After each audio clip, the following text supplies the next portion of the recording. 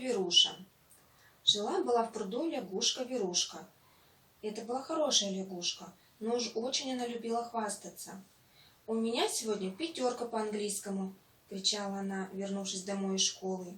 Я отвечала: лучше всех, и по физкультуре у меня 5, и по лягушачьему языку отлично.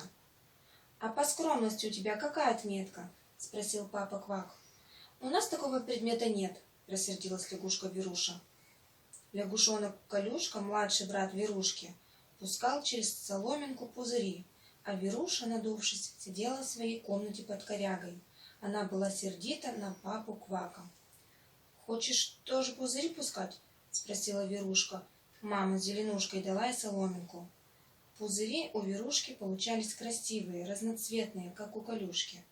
«У меня лучше, все равно у меня лучше!» — кричала сестра. А Колюшка молча дул соломинку, и вдруг у него выдался удивительный пузырь, большой-пребольшой, серебристый. Пузырь вылетел из воды, покатился в небо и превратился в луну. И наступил вечер. «Я тоже так хочу!» — воскликнула Верушка. Но сколько она ни старалась, такого пузыря ей сделать не удалось. «У меня не получается!» — лягушка-верушка заплакала. «Не будешь хвастаться — получится!» — сказал папа Квак. Лягушка-верушка вздохнула и ускакала под свою корягу думать.